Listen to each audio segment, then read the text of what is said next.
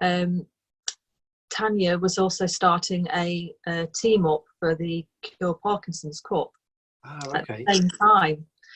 And do you know what? I thought, Margaret and Tanya are absolutely little diddy, beautiful little figures, and I'm not going to go and stand next to them looking at them.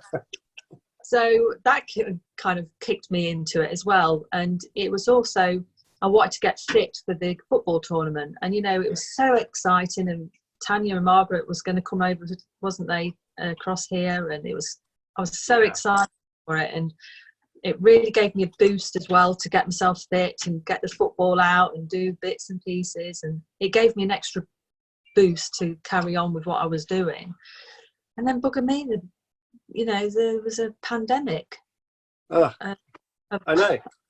And the impact of that's quite huge, isn't it? Because a lot of people are, obviously, social isolation is a problem in the Parkinson's community, but that's now everybody's been forced to be socially isolating, or recommended, you know, if you've got a condition. And I know not everybody is necessarily high risk and has to stay in, but it's very disruptive. And you had that lovely momentum. So what did you do to kind of pull yourself back around?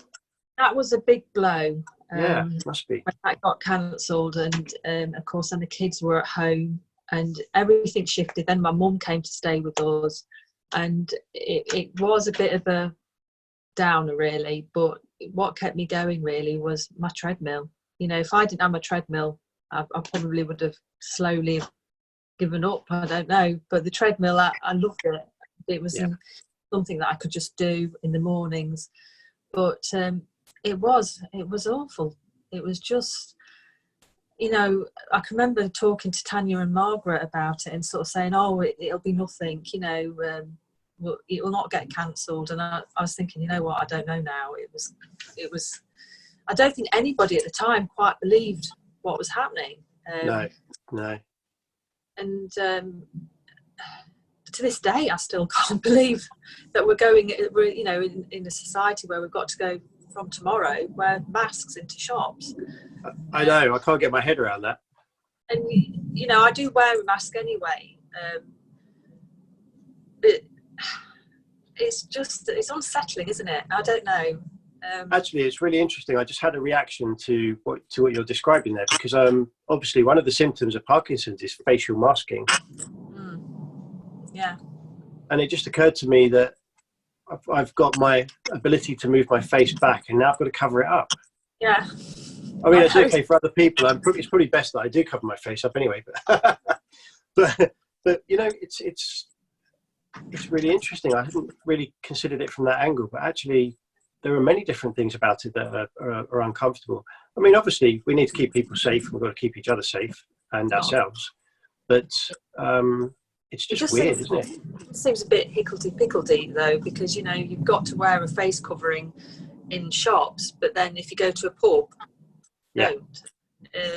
It's a bit hit and miss, if you ask me. I would have thought you should always wear a mask if you're in an enclosed area, but anyway, that's another topic. I know. But have you been concerned about, I mean, have you got any concerns about the virus with Parkinson's, or do you feel like... I think I was more concerned for my son, because we got a letter about him, but we had to shield him. Yeah. And then I really was thinking, because, you know, Seb catches anything, he can be quite poorly, and he's been in hospital before. Yeah. So I was really worried about that. But then the GP rang me up, and we talked through Seb, whether he needed to be on the shielded list or not. And I says, well, I don't understand why he's on the shielded list, because he didn't have a transplant. He had a liver resection. Right. As I am concerned for him, because he does get quite poorly. And she says, well, that's of his age as well. She says he's high risk, but I don't think he needs to be in the shielded category. Right. And I agreed, and you know, that was quite a relief, because you do worry for your children, you know, when they've got something like Seb had, the surgery. And then I had my mum, who had just had cancer surgery, massive surgery. In fact, she only just went home. She only went home 4 weeks, and then she was back again. But so completely mad, we had to be considerate for her, but I never really worried for myself. I don't know about you, whether you was concerned or. I thought initially. Do you have asthma?